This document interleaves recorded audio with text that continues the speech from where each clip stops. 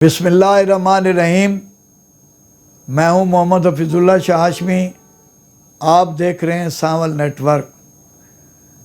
आज मुझे जो मौजू दिया गया है कि 2018 में इमरान खान की हुकूमत को लाया गया और उस वक्त जितने आज़ाद लोग थे और दीगर जमातों को मिलाकर हुकूमत दी गई, और जब 3.5 साल हुकूमत को मुकम्मल हुए तो मैं समझता हूँ कि मेरे तजिए के मुताबिक इमरान खान का कोई टिकट भी लेने के लिए तैयार नहीं था।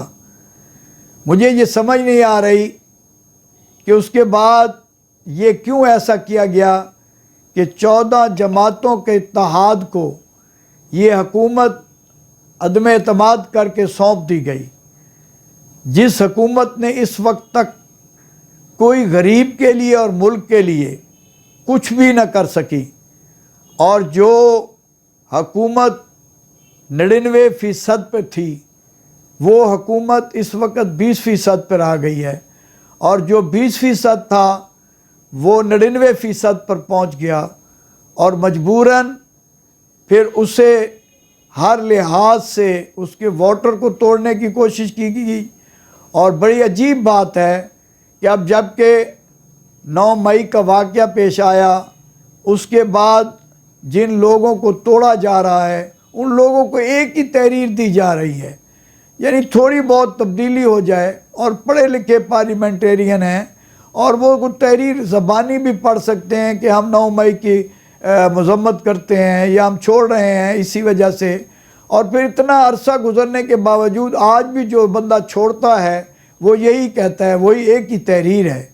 और फिर जमात जिसमें इकट्ठा किया जा रहा है वो ख़ुद नाअहल है।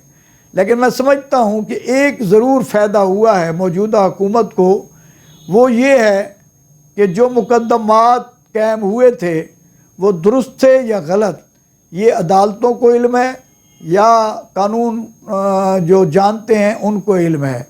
हम ये समझते हैं कि वो जो उन पर मुकद्दमात थे वो हुकूमती इस वक्त जो मामलात हैं उनमें उन्होंने अपने पर तकरीबन मुकद्दमात ख़त्म कर लिए हैं। कल जो सेनेट से एक बिल पास हुआ है ताहयात जो नाअहली है, मैं भी ये समझता हूँ, मेरा भी ये तज्ज़िया है कि किसी को ताहयात नाअहल नहीं किया जाना चाहिए। ये जमहूरी रवायात के बरक्स है। अगर कोई कसूरवार है, अगर किसी के ख़िलाफ़ कोई फ़ैसला होता है तो 5 साल, एक जो टेनोर है 5 साल का, उसी के लिए ही हमें नाअहल करना चाहिए।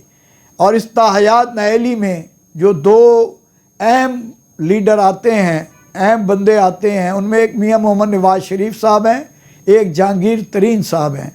मैं समझता हूँ कि इन दोनों को इसमें बहुत ज़्यादा, पहला जो कानून पास हुआ उसमें भी फ़ायदा हो रहा था और अब तो टोटली तौर पर फ़ायदा हो गया।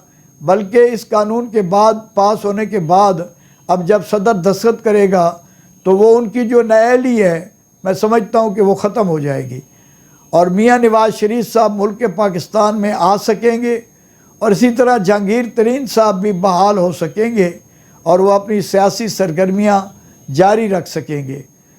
तो अब देखना ये है कि आने वाला जो वक्त है उसमें कौन सी ऐसी पार्टी है जिसे कामयाब कराया जाता है, या पार्टी अवाम के वोटों से कामयाब होकर बरसर इक़्तिदार आती है।